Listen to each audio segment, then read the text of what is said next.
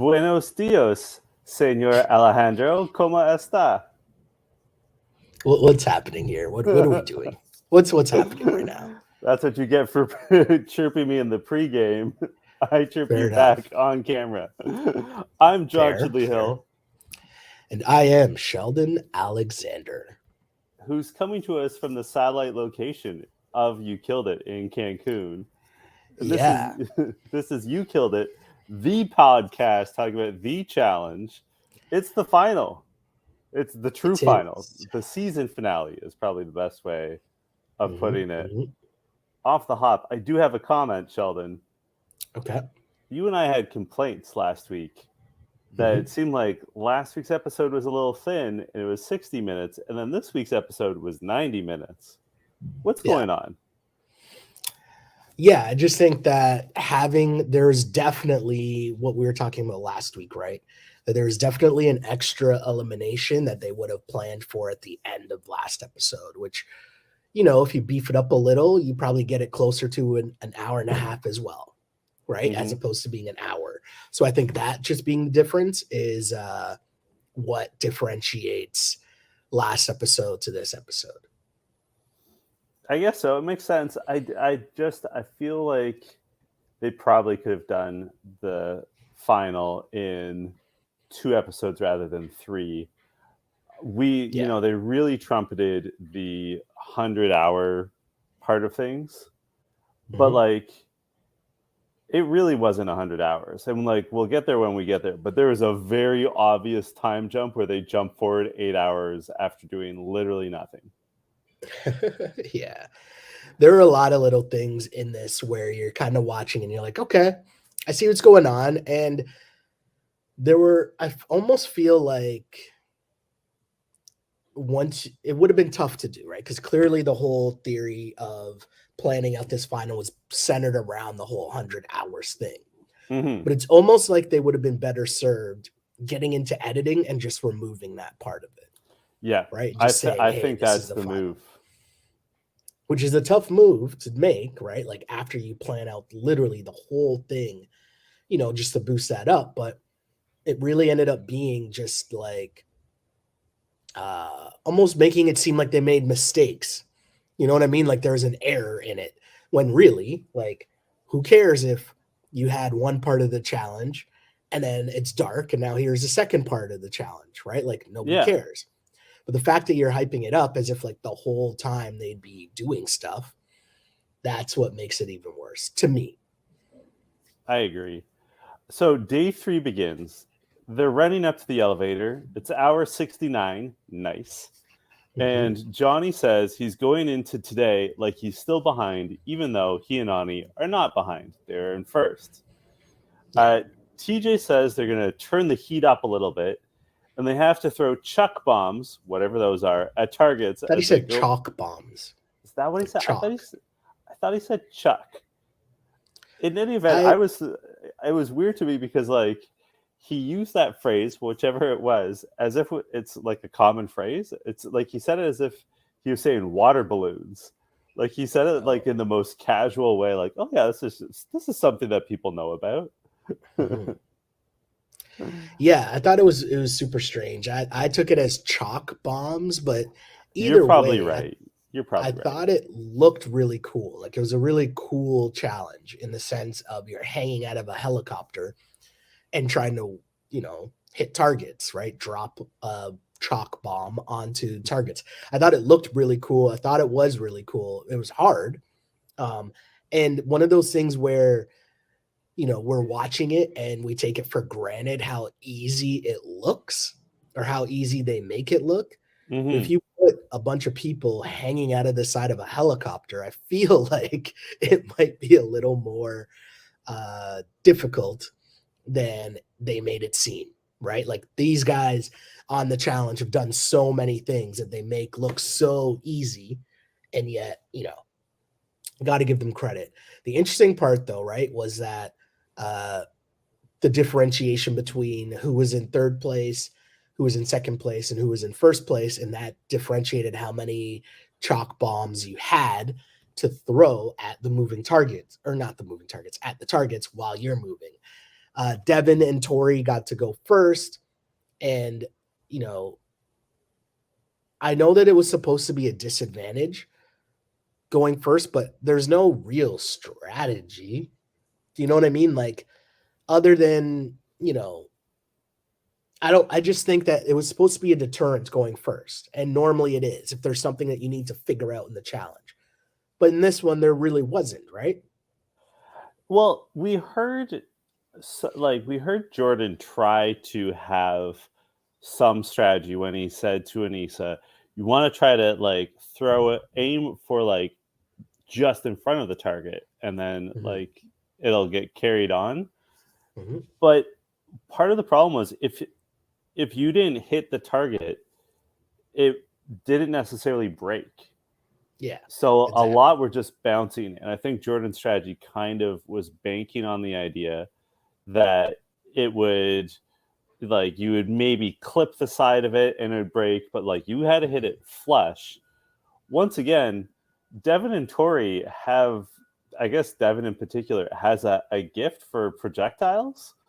Like, I don't know how to explain it at this point, but like they killed it. Pardon the phrase, but like they really crushed this. And notably, because Johnny and Nani were in first, they got to assign a certain number of balls to each team and who would go first, which was a huge advantage, seemingly, but it didn't really pan out for them that way. And like you said, I don't know. I mean, there's no way to practice this, right? Like, this isn't like weightlifting or something. Yeah. Yeah, exactly. And so Tori, got to give credit where credit's due. And I know there might be certain instances where I struggled to give Tori and Devon credit where credit was due. Dare. But I think that no, they did a good job in this challenge. Like, this was a difficult challenge, and I thought they did a really good job. And as you mentioned, they had the least amount of opportunities to hit the targets, and they still hit the most while going first. So I give them a lot of credit, and they end up winning this part of the final, which I thought was really cool. And for winning, they got to select the order that you were released into the next stage. And I think this is what you were talking about in terms of just how crazy it flipped, because so obviously they allow they go first, and they went with Anissa and Jordan, and then it was Bananas and Nani. And TJ says, up ahead, you will come to a fork in the road, and you will need to choose a path. And the thing that was weird was they start running, and then all of a sudden they skip ahead, and it's nighttime. And I thought, it was kind of weird, because like, are we supposed to be assuming that they were running this whole time? Like, I didn't understand it. There's another time where that happens too. Like, it happens a second time.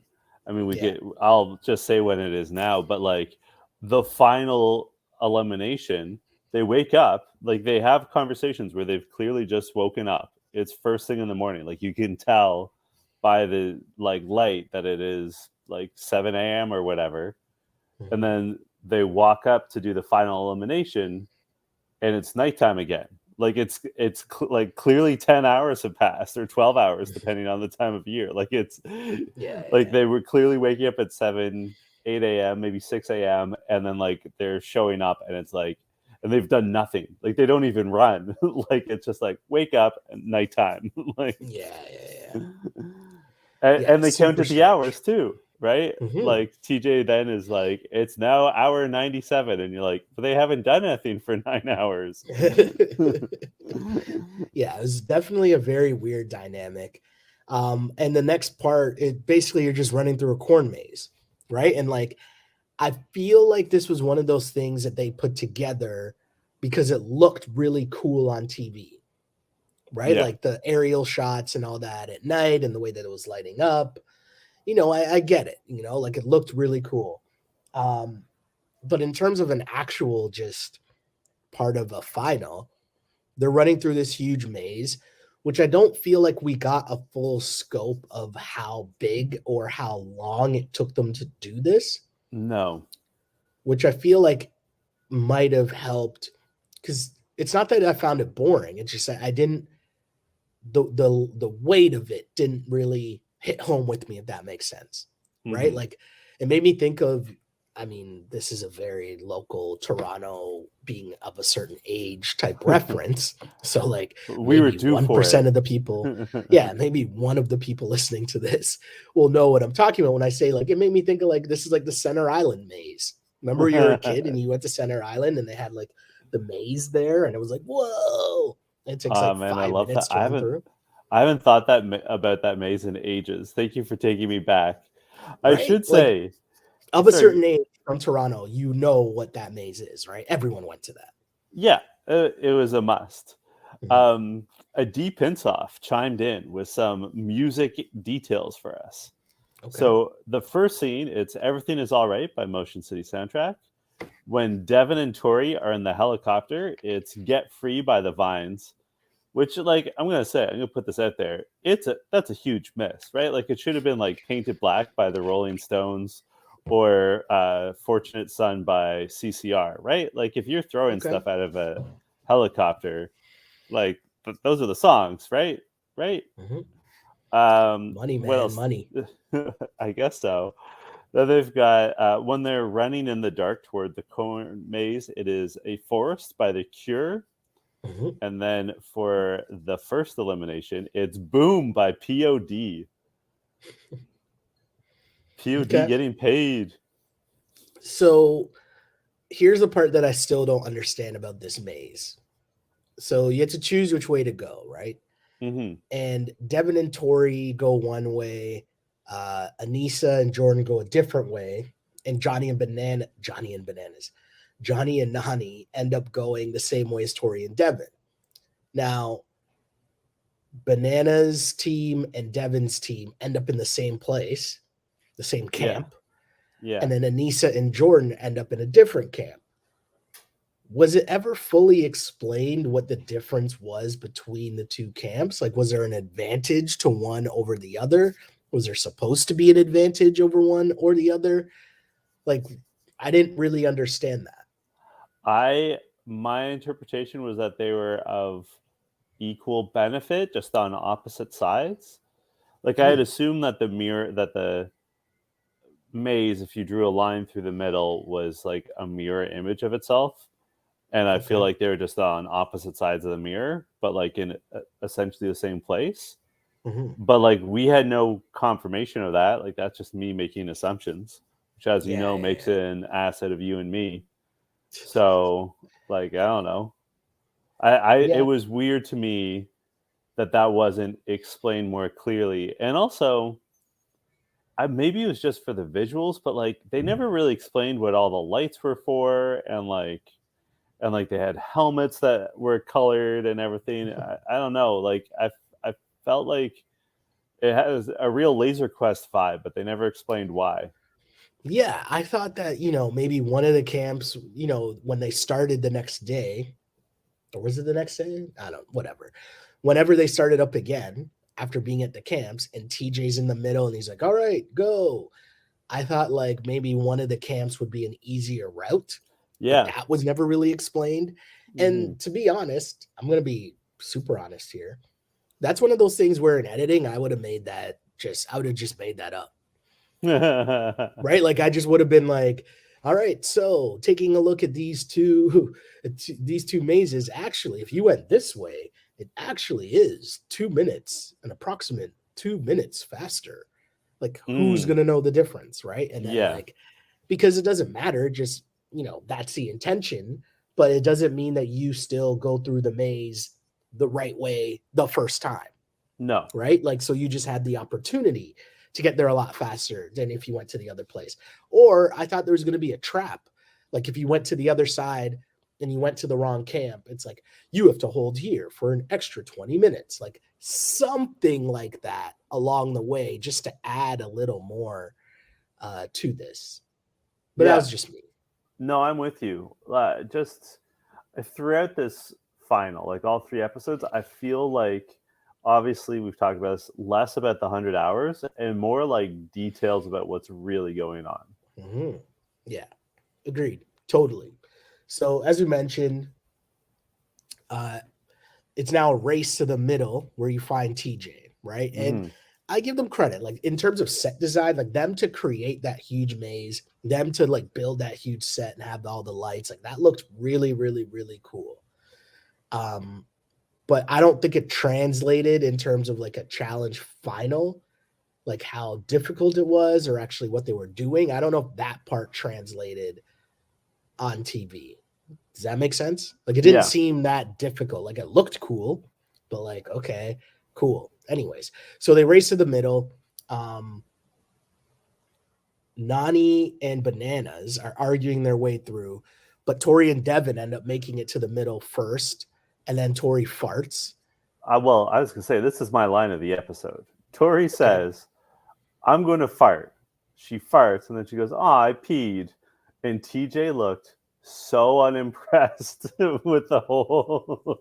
I'm gonna say I was also TJ watching this. I was like, okay, what are we doing right now? And like I woke up. I'm gonna be honest with you, okay? As you mentioned, as we talked about, like I'm in Cancun right now, so I struggled to figure out how to watch said episode. Like I couldn't find it, and so finally found whatever stream and needed it to upload, and it wouldn't upload yet. And so I saw the rest of the season, just not last night's episode. So it's like, all right, whatever. I'll wake up this morning. I'm not gonna lie to you. It's 7 a.m. while I'm laying in bed in Cancun. I can't lie to you. I question my life when Tori's like, I just I farted. Oh, and I just peed. And I'm like, what am I doing? What's happening right now? Right? Do you know what I'm saying? Do you understand what I'm saying? Like I actually had a moment of, really? This is what we're doing now? And like by this point, too, it's apparent that they're gonna win. And you already know my feelings. This is what I think makes such a good pod or a good conversation because we are on opposite sides of, how we feel about the Tori and Devon partnership, alliance, crew, all of that fun stuff. I mean, But I are was we on? definitely TJ in that moment. I don't. I'm going to pause you there. I don't think we're on opposite sides of the Tory and Devon side. I know that you're not cheering for them, and think I've been very gracious so far in not chirping you about that. But I also like. I don't think you hate them or anything. Like, there's No. definitely people on the show in general, and like if what's his face, if Turbo or Fessel were in this final and I was for some reason cheering for them and you weren't, like that'd be different. Like they're just not, Tori and Devon just aren't your preference. You enjoy them by moments. You didn't enjoy when Tori farted, but you enjoyed this moment. Farted and peed. I was just TJ. That's all I'm saying. I was TJ. They ate a lot of pasta and bread. She might be in some gastric distress, and we shouldn't judge. Fair. Totally fair. I did want to point out that. So I think, though, one thing I did want to point out is that Bananas and Nani, their arguments that they're having with each other, Bananas and Nani, Bananas is kind of trying to make this work here, and he's trying to egg Nani on to like, come on, let's go. And Nani's knee hurts, but she doesn't really communicate that with Bananas. So then he fails really bad at the end, but they make up.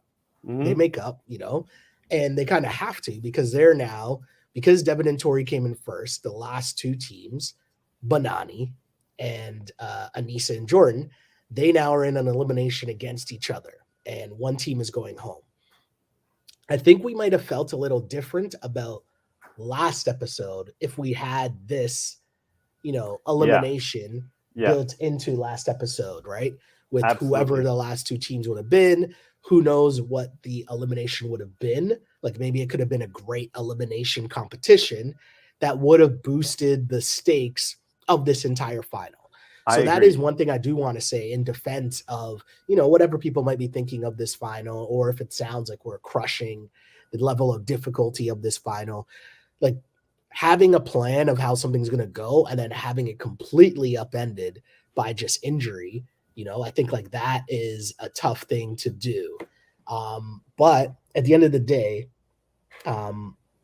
we have this elimination now where it's Nani and Bananas against Anissa and Jordan. And I got to ask you, it's what we call Powerball, the American Gladiators game.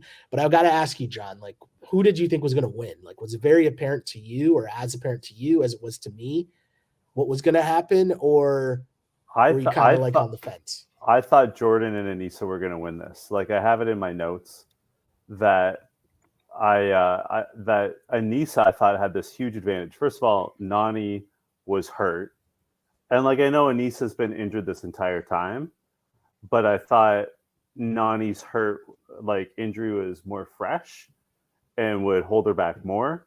And also, I mean, it's just true, but Anissa's bigger and harder to move, Yeah. um, and was able to. I just thought would be able to bully Nani past, like just Mhm. get past her, drag her if she had to, and also stop her dead. I Yeah. also thought like Johnny says, oh, this is like 50-50 evenly matched between me and Jordan. I didn't see it that way at all. I think of Jordan at this stage as much more athletic than Johnny, Mhm. much faster, much more explosive. But I was wrong on both counts. Like this could have been a total route for Bananas and Nani, except Mhm. that Nani kept having these brain farts where she would get to the inner circle and Miss. and miss. All she had to do was stop and like gently place the ball in. Like Anissa's not able to speak, like to touch her at that point. And but she kept like just like I guess she was frazzled and she would bounce the ball off.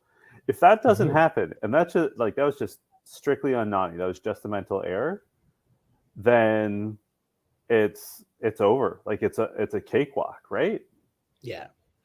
Totally agree. And I think, watching this, I was with you, right? I thought that or not Devin, that Anissa and Jordan had a really good chance at winning.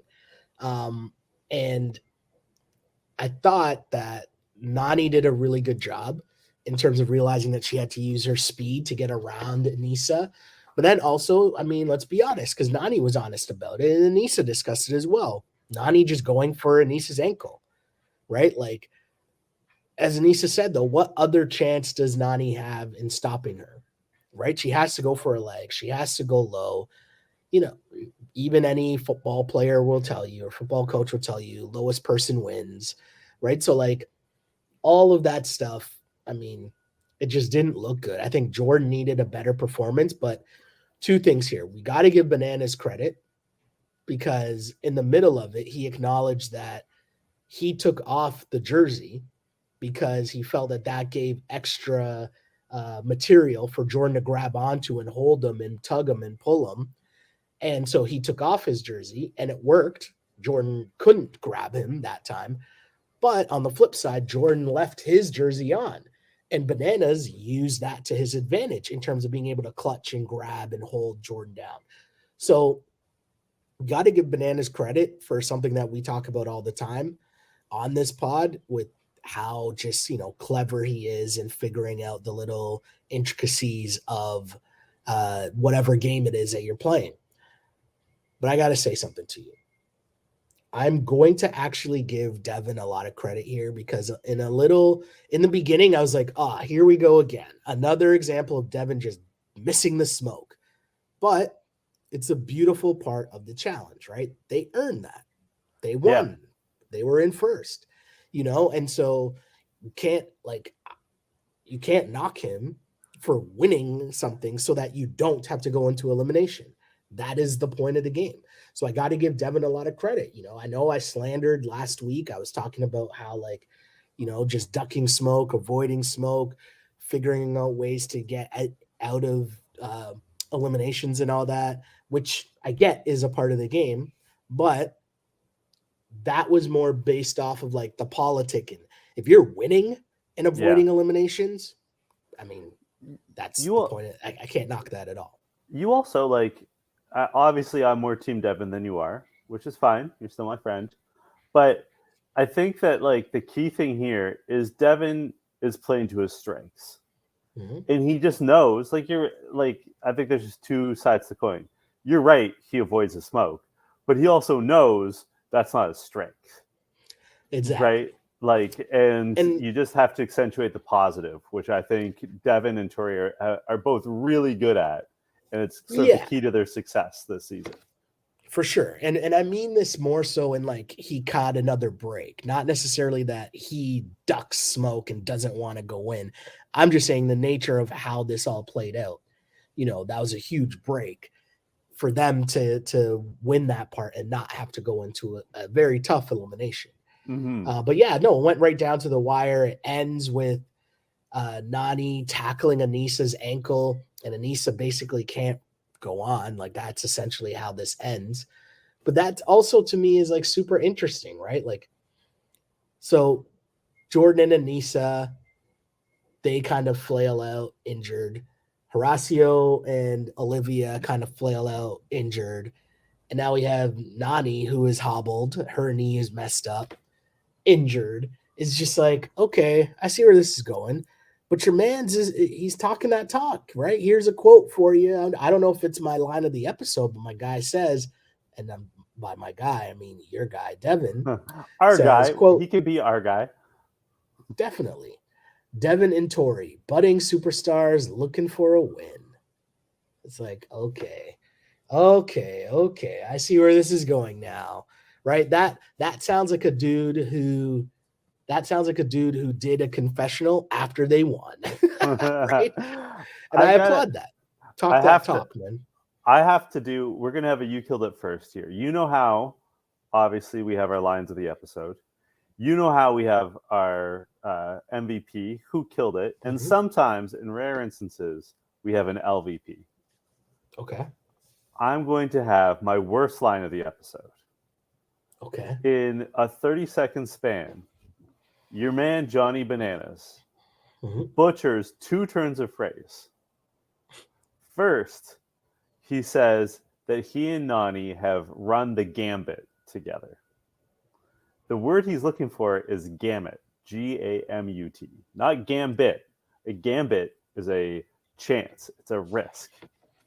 The gamut is like a difficult pass. Like they've run the gamut together. Then, within seconds of that, your man Johnny says, they say that blood is thicker than water, but what Nani and I have is thicker than blood. Here's the thing, and this is a common misconception.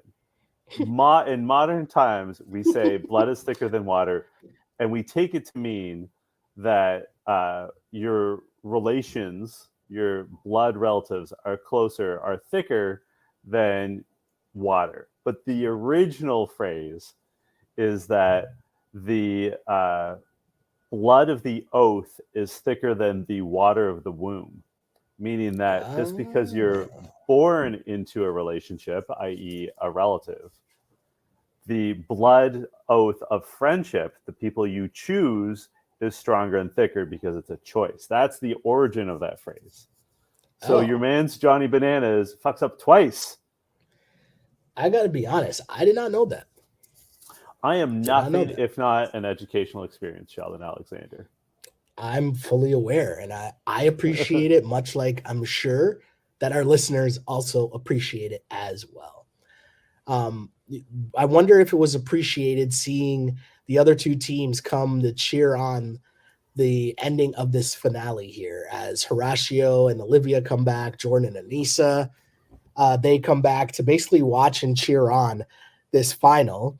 And basically it's a bunch of different stages to close it out. It's a race to the finish, essentially. And it starts off with, it had basically elements of things that we've already seen, right? What did you think of this part of the finale? Well, this is what I was talking about before, where like they have the elimination where Jordan and Anissa are eliminated. And then like they go back to their campsites, they sleep, they wake up, they have a conversation. It's clearly first thing in the morning, and then they walk up to the second elimination, and it's dark again. We did see this. This is sort of a doubles take on the elimination that was it Nelson and Fessel did against each other, where Fessel eliminated Nelson. Yep. I really liked this one because it felt like it fit thematically. because to get through this, as we'll see, and like TJ says this, it's really about communication and supporting each other and working together, which thematically for Ride or Dies is what it's all about. Mm-hmm. So I liked that. And I also liked that it was, when they set all this up, they weren't 100% sure who was going to be the final two pairs. And I think any one of these four teams, if their communication was on point, this would have worked. You know what I mean? Mm-hmm. Like, Yeah. you didn't have to be the biggest, you didn't have to be the strongest, you didn't have to be the best at puzzles. All those things were important, but what really mattered was that you and your partner were talking, communicating, working together. And I love that thematically, and I thought it was pretty intriguing to watch. And like, it ended up being a bit of a blowout, but it did, the first level, they have to pull these spears through the drywall, and Bananas and Nani win that stage. Like, they're the fastest through the first level. Yeah. The second level, they have to kick through drywall, and then they have to take 200 cinder blocks out of this tunnel that they're trying to get through, and then rebuild them as a puzzle. And this is where it all falls apart for Bananas and Nani. And it's not like they lost just as much as Devon and Tori won. Like, Devon and Tori factually did a better job at this. Yeah. I mean, Devon and Tori did a really good job. And one of the most important parts, and I think one of the most important reasons they won the whole thing, was just the way that they worked as a team. In terms of, there was one point in the middle of them putting together that crazy wall where Tori says in her confessional, she's like, we just communicate well. We both know our roles. Devon is going to be the brains for this one. I'm going to be the brawn for this one. And you could see them just working through building that puzzle, whereas Nani and Bananas were kind of all over the place, because I was like, okay, no, you focus on this. No, I'm going to focus on this. No. And they're going back and forth, and Nani couldn't really, she was having trouble figuring out the puzzle. But now then Bananas, stopping to try to help her, is adding more time to him getting all of the cinder blocks out, right? So yeah, communication, I thought, was a really huge part of what that final was. And credit where credit is due, I thought that Tori did such a really, really good job, because if you're looking at what Tori had to deal with, right? Her, after getting over the whole Jordan thing and figuring out what she could do, the whole Jordan thing, to me, I feel like added a little extra spur to her, right? And then at the end now, having Jordan be there to watch her do such a good job in the final as well, I thought that was a really important part of all this, because the final continues and Jordan is there cheering her on. So despite everything that they've been through, Jordan is there cheering her on. That's really good for her to see. But then also, as she mentioned, she's there with her best friend and working really well with her best friend. What her and Devon were able to do and communicate in building that wall after you get all of the cinder blocks out and you try and figure out, okay, well, how are we going to recently be able to figure it all out and get the cinder blocks in order? And I feel like it was such a tough process in terms of being able to, I feel like it was such a tough process in terms of being able to get all of the cinder blocks out and then to figure out, okay, what's the puzzle that we're trying to put together, which I don't know if they knew what the puzzle was that we were trying to put together. But the thing that I don't get is, how did they, did they show them a picture of the puzzle they were trying to build? Because that was really hard. I feel like that you're right, that they had some sort of idea of what it looked like, because they kept referring to what it's supposed to look like. Like, both teams said, no, it's supposed to look like this, but the pieces came out of the tunnel not in any kinds of order. And Devon, I think, was smart in that he kept it organized. Like, it seemed like he was checking every piece and sort of keeping it organized. But I do feel like they had, at some point, they must have been able to refer to an original piece. because like they did both refer to the idea that like, oh yeah, no, it's supposed to look this way, not that way. Like, but Okay, yeah. So we just didn't see that part. Okay, that's fair. That's totally fair. But even still, like to build that, so there are middle pieces. There are pieces that had one color on one side and another color on the other side. And you need to figure out how to put those pieces into place. And you mentioned it. The demise of Nani and Bananas was just one, their communication was horrible, but also you make one slight mistake and that sets you back because they thought they had the whole wall built, but really they were a row off. And yeah, so you stand there, you try to figure out, oh, what can we do? What can we do? But they waste so much time just realizing we just need to start over. And they eventually had to that's what start they did. over, and it was also funny that like this was a subtle thing, and I'm not saying that it won the final for one team or the other, but they were constructing theirs, and the first side of the puzzle that they were doing was facing Devon and Tori, and Devon and Tori, the first side that they were doing was not facing Bananis. I don't know why I would say that. And so at one point, Devon and Tori like glance over at Johnny and Nani because they can, Mhm. and they're like, "Oh, they're doing it wrong. Like this is our moment. Like we just have to stay cool, calm, and collected, stay at our Exactly. pace." And that Like, helped.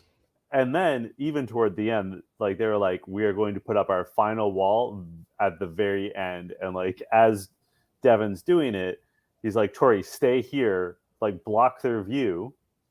Mhm. And then, as it turns Mhm. out, Nani and Bananas made another mistake, and they put Yeah. one of the puzzle pieces inside, like on the interior. And there's no way we're gonna get it out. Not with like their backs were shredded, Nani's knee was done. Like they were And just you it's know all what? she wrote. I'm going to give you credit here because I think the point you just made needs to be emphasized. So by having Bananas and Nani build their wall towards Tori and Devin, you're right. Tori and Devin get to see, oh, they've made a mistake. Like we can relax. We just got to focus and do what we do. And then that's going to help us. Now, the flip side to that was once they get to their other side, and now Bananas and Nani have to see what they're doing. They're like, oh, wait, they're almost done. And that had the reverse effect on them, Yep. being able to see where Tori and Devin were at, because then it's like they felt defeated. So by the Mhm. time you make the second mistake, you could tell that they were just on the brink. It's like they were waiting for the other one to give the okay to quit, essentially, right? Yeah. And that's what happened. And I got to be honest, for something that overall, if we the overall final, right, we can talk about the season, but like I think the overall final, if people were kind of let down by it, like that is a very fitting end if you really think about it, right? It kind of like sputtered to the end with Nani and Bananas not even able to continue because, as he said, he had to then sit there and just watch them win, and that Yeah. had to suck for them. It had to suck. I think it had a second, and like I find Johnny to be very glib a lot of Mhm. the time. And I know like you can see that that's a frustration for Nani as well by moments. You know, he's goofing off, he's making Mhm. jokes.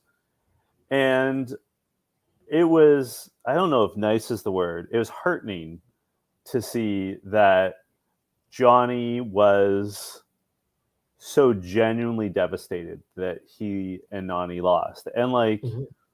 I think they lost together. Mhm. You know what I mean? Like, I think they were both responsible for that loss. Like, it all came down to that pile of cinder blocks. And I liked something he said in the moment. He said, it was our season. It just wasn't our night. We couldn't have had a better season. Mhm. Yeah. He's right. I mean, you know me. Every episode of You Killed It, I was putting on the tinfoil hat and I was like, the fix is in. They're setting it up for a big Johnny and Nani victory because, like, they're the stars of the show. They brought Johnny out of retirement. You know, Nani's been around forever. Like, it's pretty clear. Mhm. Uh, but, you know, there's also no denying that Devon and Tori dominated this final. They were the leaders for all but two of the stages, I want to say. Mhm. Yeah. So, you can't really begrudge them. I saw some people tweet like, "Oh, like it's clear that the fix is in that for Devon and Tori to win." Listen, I know I'm obviously a Devon and Tori fan, but I don't think you can say that things were slanted in their favor. No, Like, I mean, what do definitely you not. think? Like, No, I think they won, right? And like the only question I had was, do you think Horacio and Olivia had a chance to win this? yeah, Like if the ball doesn't hit Olivia like that, do they have a chance to win this against Tori and Devon? Would that have made for a more exciting, interesting final? Maybe, I don't know. But I mean, listen, part of any competition, right, that is so long, there is going to be other teams that just fall to the wayside because of injury, because of whatever circumstances. It happens every year.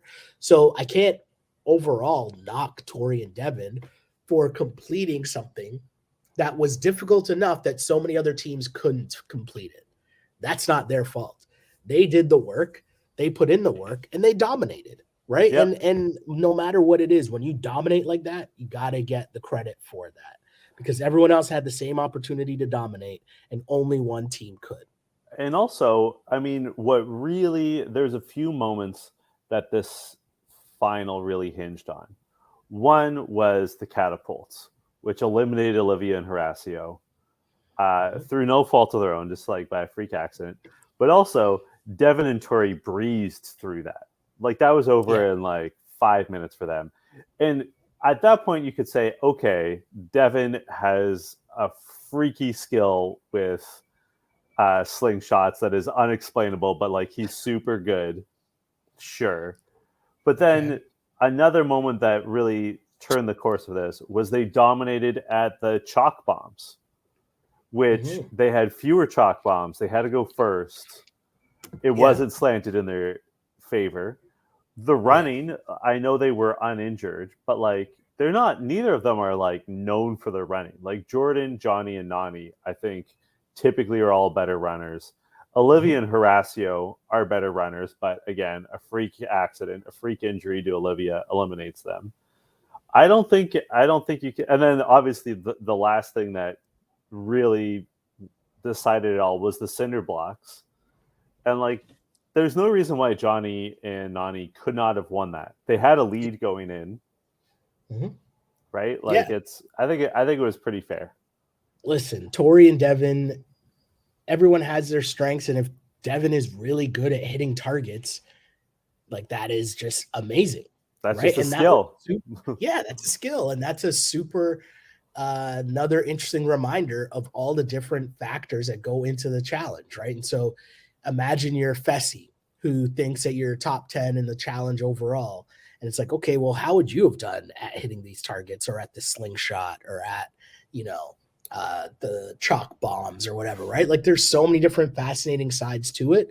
And you add in building that cinder wall, that was hard. And Devin was all over it, right? And there's not a lot of people that would have been able to figure that out and then be able to communicate that and work with their partner and then actually complete it. So credit where credit is due, man. That's a big dub. That putting together that cinder block thing was hard. Yeah. And I give them a lot of credit for that. Big win for Devon and Tori. They are now challenge champions. Yeah. And like, it hasn't fully sunk in, but just as you're talking and mentioning Fessel, like Fessel's always talking about how great he is as a competitor, that like you got to put him in the top 10 all time. Mhm. Undeniably, Devin has more championships than him. Ah, That's just a I mean, fact. straight He's got facts. more rings. And like Tori has more rings than Cam, Mhm. Anissa, Nani.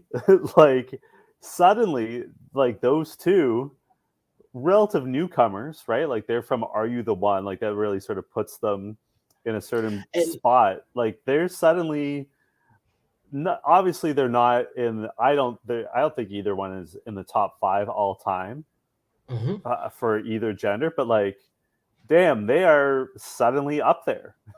Like Yeah. it's pretty Yeah. impressive.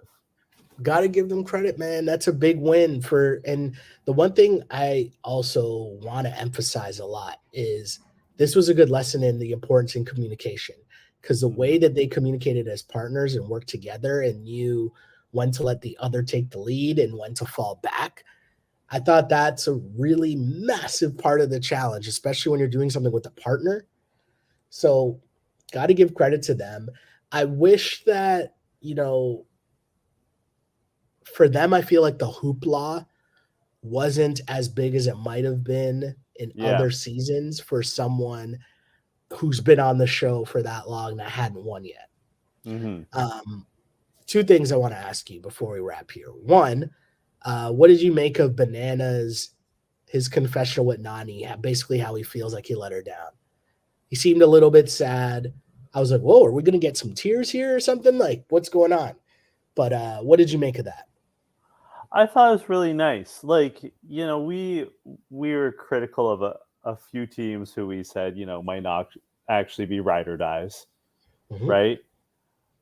But Nani and Bananas undeniably are ride or dies, even despite Johnny's mangling of the phrase. Like, they're undeniably tight, right? And like, I still take his meaning. They are undeniably very good friends, and like they briefly dated, right? Like they Early, right? Yeah, they've truly explored every facet of that relationship. So yeah, like that was like I said, it was heartwarming to me to see it, like him just be so genuine and real. Like the love is real. Yeah, no, totally fair. Totally fair. The last thing. Oh wait, I forgot what the last thing was that I was going to ask you, because I said I had two things to ask you. Oh, I know what it is. Another great gesture at the end. They win the money, and they decide that they're going to give the other competitors $38,000 each for just making the final.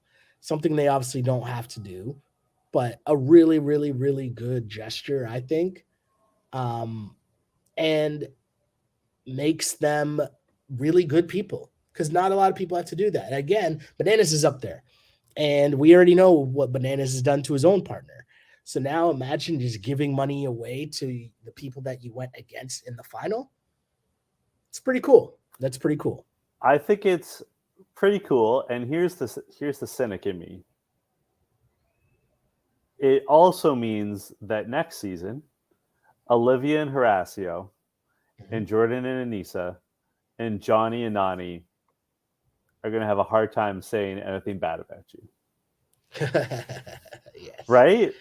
Like if you're Olivia and Horacio, you come on the next season, and let's say Tori takes it off, because I know that they're going to be on like the Challenge Champions season, the World Championship. But like, if you're Olivia and Horacio, the next regular season of the Challenge, Devon's in the house, you can say, we weren't really on the same side of the house, but I gotta give that guy credit. He did give me $38,000. Definitely. That's good long-term thinking. You could even call it a long-term investment. Yes. Agreed. Totally. So all in all, great work. What did you think of the season as a whole? I thought the season had a lot more potential than it actually played out with in the end. And I don't know where the tipping point was, where it kind of went the other way. Maybe it was because like the vets did such a good job of just getting a hold of the house and like reining in, the other side that might have been making moves, like let's say if earlier on in the house, Nelson and Fessy actually partnered with Jay and what was Jay's guy's name? The guy that was partnered with Nerys? Johnny. He was also Johnny. Yes, right? Like, you know what I mean? Like if that faction of the house had their stuff in order from the beginning, or like, because what happens with Fessy is he's trying to play both sides and like lay low for a little, right? When, bro, once it comes down to the come down, you're not going to be able to lay low. So you Yeah. might as well try to knock off the people who do make it to the finals, the Jordans, the Bananas, right? Like, and even letting Devon hang around, right? Like, that's a difficult thing to do. So I thought overall, there's a lot more fireworks early that kind of tailed off. But in reality, what that means is they've injected some new people in that I think will be really good. Like, look at where Olivia made it, Horacio made it. I still think that Jay and Michelle are great challenge characters. Their gameplay sucked, but I feel like a lot of people's gameplay sucks at the start when they're into the challenge. I think Johnny is a good addition if he sticks around and comes back. Nerys was awesome. So I think there are a lot of good new people in the challenge, and it just turned into us seeing a lot of familiar faces at the end because of their great gameplay, but they might not have been the most entertaining towards the end. Right? Yeah. Like the Tori Devon thing became too much, and then obviously having them make it all the way to the final, like kind of drag that on. You know what I mean? Yeah. I'm interested to see sort of what the next season holds for a few reasons. First of all, Tori and Devon are going to have to change their game, right? Yeah. Because Devon in particular, his game is all political, it's all social, and now people like Anissa says it in one of the confessionals.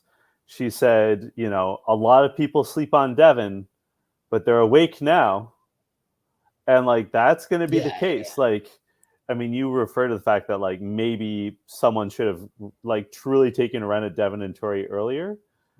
Is that going to be a mistake? Like, are they going to be able to make it all the way through again? Right? Like, yes. Without people sincerely going after them. And like, there was one point on this episode where I thought to myself, like, Jesus, Devon's looking like jacked. Like, he's never going to be like a Fessel or a Nelson or a Johnny physically, but like he's not the like beer doughy looking guy that he once was either. Like he's definitely, and like if you think about all the running they did, I don't think they actually ran for like 100 hours as they sort of implied, but Devon and Tori, like we only saw them walking a couple times. Like they weren't the fastest, but they never stopped either. Yes, agreed.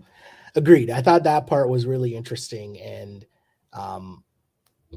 like just in terms of all of the season overall, in terms of stars of the show, as Devon referred to him and Tori as like, you know, the new superstars of the show. What did you think of that? What do you think of that angle? Just in terms of, you know, Jordan and Anissa, but we knew that they really weren't going to win. We've seen this same story from Nani and Bananas. Well, mostly Nani, where she says, I'm used to losing. Right. Yeah. So like we've seen this angle before. Would this season have been better served if like someone else made it to the final? Like, or even maybe just seeing Olivia and Horacio, what they would have been able to do more. I don't know. I mean, the final I think was really shaped by all the freak injuries. Yeah. Right? Like 3 teams were basically eliminated by injury. Mm-hmm. 2.5 teams. Yeah. Out of 4. But you know, I think the 4 teams that made the final were the 4 teams that deserve to be there. The only ones that like should be in the conversation are Fessel and Mariah. You know, maybe over Jordan and Anissa. But that said, I don't think Fessel and Mariah would have won.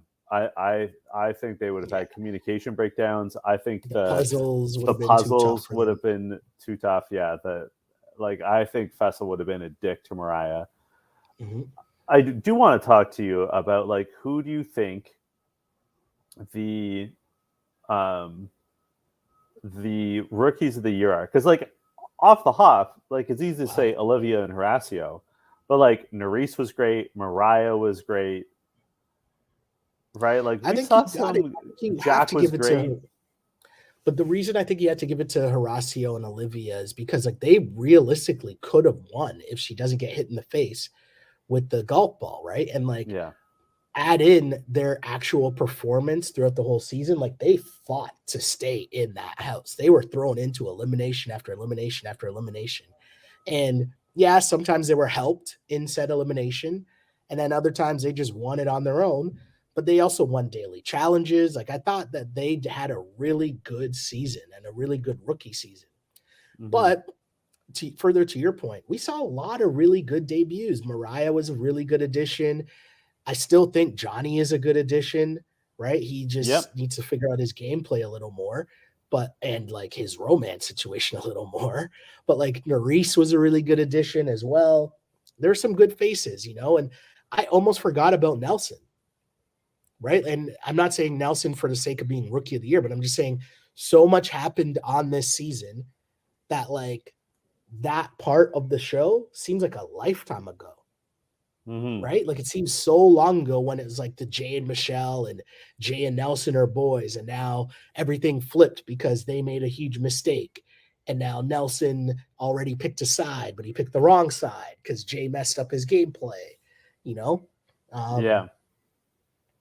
I just thought it was a really good season. I did think it was a good season. I Good thought new it was faces. I really enjoyed the season. I do feel like it would have been nice if it had been maybe 2 episodes shorter.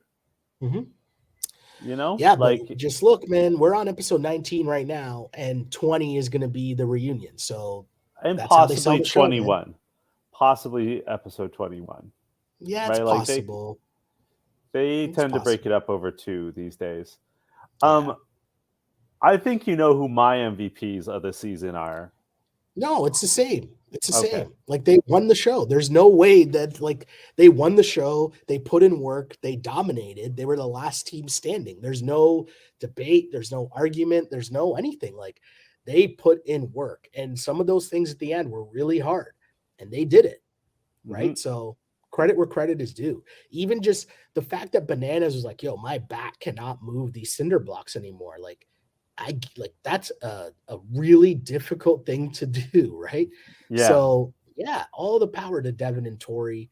They are obviously the MVPs. They won the season. Salute to them. And also, I love the gesture that they did. Even if they did say, hey, well, Casey and CT started this last season and we're just continuing it, they don't have to do that. They didn't have to no, mention that. In a, fact, I didn't even remember that until they brought it up. a tradition only becomes a tradition if people buy into it, right? Like to make something a tradition, the Indeed. second year is almost more important than the first year. You know what I mean? Great call, my dude. Great call. Where can the good people find you on social media? You can find me on Twitter at Shell Alexander, on Instagram at Sheldon Alexander. And a huge shout to the people that have been watching with us and liking and subscribing, writing in their comments on the YouTube page. Bless us with the like, all that fun stuff. Appreciate it. And you can find me on Twitter and Instagram at J Chidley Hill. I'm not going to name names, but I did have a longtime listener Okay. like message me on Monday, and she said that she walked past me on Young Street on the Sunday, and Okay. she was too embarrassed to say hi. So I'm not going to name names, but I am going to say if you see me out and about on the streets of Toronto, go ahead and say hi. I'm pretty Yeah. friendly. I will say I walk with purpose. Like I put on the Toronto mean face, and I have big strides. Good I'm like face cat, man. that's right. And I walk with purpose and speed, but like I'm very friendly. Like I'm the kind where if I see someone looking at a map, I'll stop and like try to give them directions. So by all means, if you see me out in the wilds, go ahead and say hello. I'll say hi Uh, back. Thank you for reminding me too, because I'm mad at myself that I didn't get this message out from the very beginning of this pod. So last week, if you remember, we recorded on Thursday morning, and then I rushed off to work because it was NBA trade deadline day. Mm-hmm. And then I had a Raptor game that night as well. And then Friday was super busy as well. Or maybe the Raptor game was on Friday, It was whatever it on was. Friday. We're now Raptor on the same sports beat. So here's the thing though. So I finish everything for a game on Friday and I sit down at my desk at work and I'm like, oh, that was crazy. Like it was just a rush trying to figure everything out. And then backup plans because the Raptors were making trades and changes and then late press conferences and all this stuff. So I finally finish and I sit down and I'm like, ah. And I go on, I pick up my phone and I go on to Instagram and I get a message from longtime listener Jade.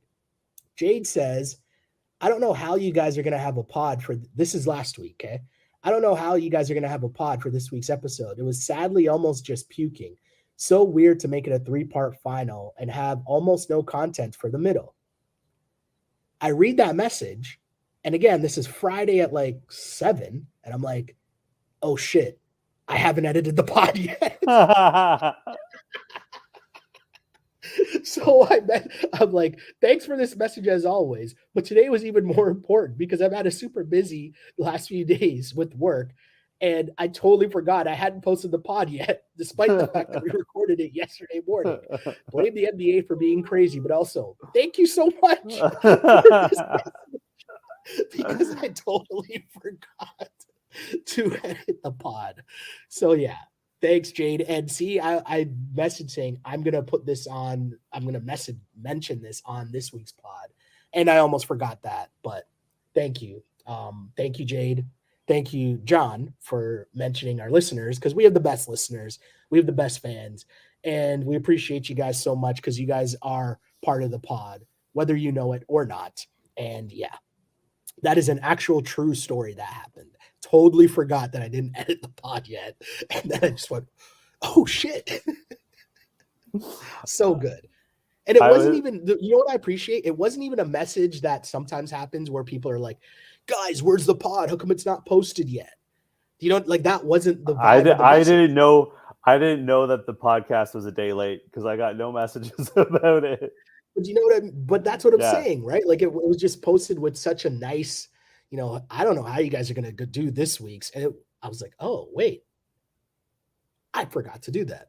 That's so funny. Here we are. So I'll try not to forget now, even though I'm in Cancun right now. And there's a beach and a bar calling me, but appreciate everybody. Appreciate you, John. Thank you, my dude. My pleasure. Until next week. This was You Killed It. You killed it.